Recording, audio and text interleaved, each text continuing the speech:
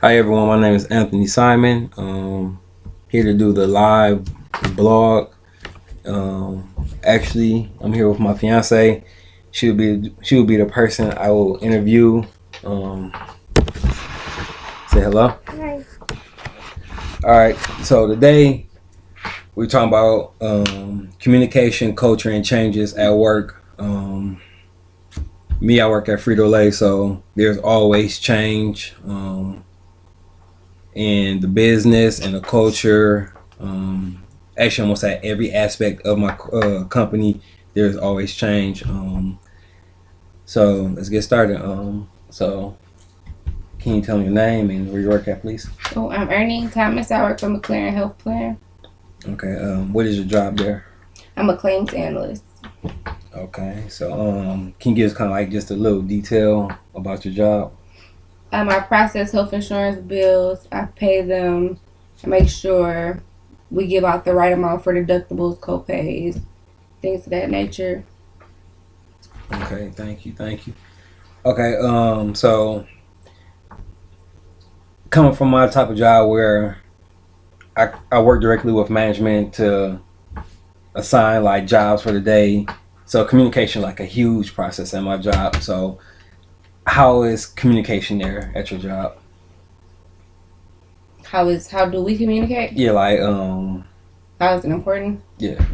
Well, we have to talk to providers, clients, members who have our health insurance. So communication is a strong key because if they have an issue with how much a bill was paid or if it wasn't paid, we have to communicate. And it has to be effective because if it's not effective, people are frustrated and things don't go as planned. If they went to the hospital and a bill was not paid or the provider might have overcharged them or it's effective. You have to have some type of line of communication where we can get to the bottom of things.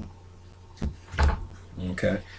Um, if communication is so critical to leadership and business, why isn't there enough communication in the workplaces?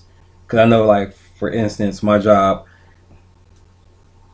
communication is skipped around. So they may tell me one thing, but then tell people other things, or we may not have no communication from management, and we kind of be on or kind of lost for a while until everything is kind of settled down and people talk. So, is there enough communication in your job? Like, do you feel like there can be more communication? Definitely. I think there could be more. Of course, you have levels. You have management. They have their bosses. You have supervisors, and it comes down to the people who are the little man that works. I think management often try to keep a lot of information amongst management, and then they try to push it out on everybody else when they think the time is right. Maybe involving everybody else and keeping it open and communicating throughout every issue will probably result in a better flow, a better workflow. So opening up the floor a little bit, I think, would be better. We need help communicating in my job. Yeah, I think a lot of companies or even corporations definitely need help with communication. Yeah. Okay, how can leaders inspire their employees?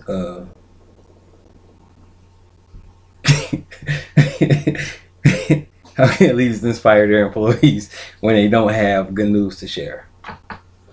Inspire them? Yeah, like we know all news isn't good news. So if you know you're cutting overtime, or you know it's a certain deadline because management had told supervisor like, hey, this needs to be done like now. Like, how can you kind of inspire them to make them feel like, hey, you know, sorry for kind of like putting the rush on things, but it's kind of be done now. There's really no way to inspire them. Well, I tell you what they do at my job. They'll buy you lunch, which isn't always helpful. A professional answer. They could just pull everybody together and just keep it up front. I think keeping it up front is better than sugarcoating or hiding. Just let me know what's going on. Explain to me why it's happening, and then we have to cut overtime because we're spending too much money, or we need to figure out how to cut back to save your job ultimately. If you break it down to me like that, I understand. I need a job, so Yeah, and like my job, they buy you lunch, they treat you to something nice, but Yeah, we know it's a reason it's behind it. something Yeah, coming. just be honest and upfront, and kind of don't push me away, but kind of like just bring me in and let me know, hey, this is eventually what it is. This will save your job or Definitely. save issues in the long run. Yeah, knowing up front is better than just backdooring the person.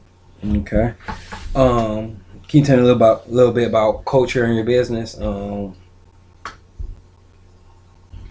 biggest thing nowadays is a lot of companies and even corporations, it have to be like super diverse. So you have to have a little bit of this, a little bit of that, a little bit of this. So people won't be feeling funny. Do your job, preach about like diversity and culture, and that you're. They don't really preach about it. We deal with a lot of different cultures and a lot of different like demographics, a lot of different ethnics, because we're a healthcare corporation. So you have all type of patients. We have people who come from all type of descents, and it's kind of good to be open to the fact that you're going to interact with these people because you're going to talk to them on the phone.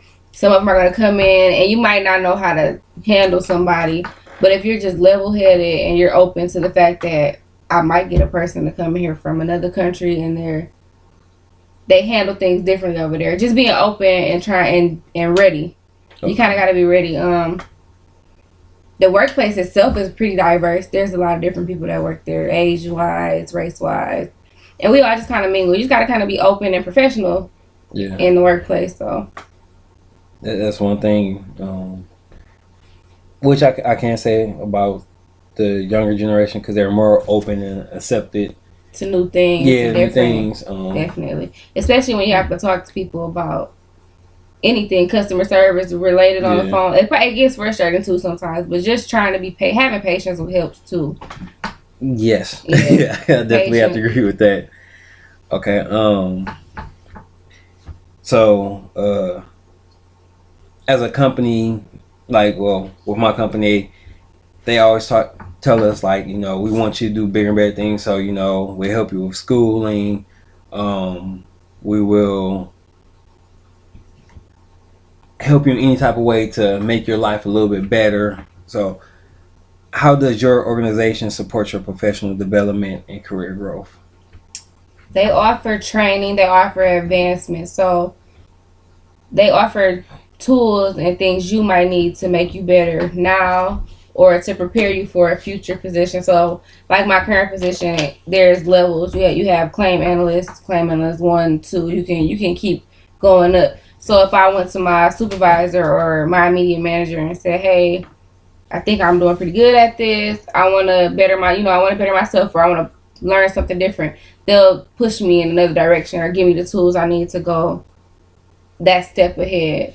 Or if there's maybe a position coming available where you can actually level up into a different department or something different, there's things that they can do for you that way. They do offer they pay for school too. So if you wanted to do something or go to school for something in that field Mm-hmm. where what we do already, they pay for that too. So pretty cool. So y'all do have more of a work balance life where the biggest thing is making sure you have an outside life other than just work all the time. Yeah, we have a set schedule. Even overtime is set. So we work 8:30 to 5. Overtime will be no more than 2 hours before or after. They kind of limit. They set the schedule for overtime also because they know you got to go home. You got to go see your children, or they know you don't live at work. And that's good right there. They kind of, one, they monitor it, but then they also kind of like just don't force it on you. It's kind of like, okay, well, you can, but take this a little bit now. And I've seen it where jobs are, here you go, these 8 extra hours. Well, only one of the extra 1 hour. Well, you need to take the 8. Yeah, it's So not mandatory for us, and we still get our 2 days off a week. You can work them. It's optional. If we need help, of course, most people will stay and help. But you get your days off, you get your holidays off, and for lucky enough for me, I get my nights off. So that's good. That's good. What makes you proud to work for this company? knowing at the end of the day, I did my part. Like I came in. I did what I was supposed to do. We got our work done. Every bills are paid. Customers are happy. Providers are happy. Our goal was achieved at the end of the day, and my little part helped contribute to that big part. So. Great answer right there. All right, what's one thing you would change about your company if you could? And it could be a small thing like I want more vending machines, or y'all give us lunch every day, to something big like, hey, I want to I want to become the CEO one day there. So. Well, I definitely want new snacks in the vending machine because ain't nothing wrong with that. I think our vendors, the people that do our vending machines are they're older, so they have a lot of older snacks. But no, I would. What would I change? More opportunity. There's opportunity available, but who gets the opportunity? I would change that. I don't know how they determine who gets what, but I think the process needs to be looked at, and maybe more opportunity, like how, just if there's, other than me having to go say, hey, I want to learn something new, maybe they could come to me and say, hey, we see you're doing good at this, let's push you a little bit.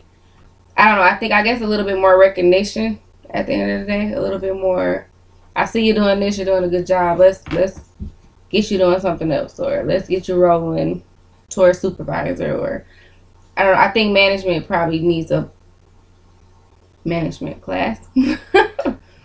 And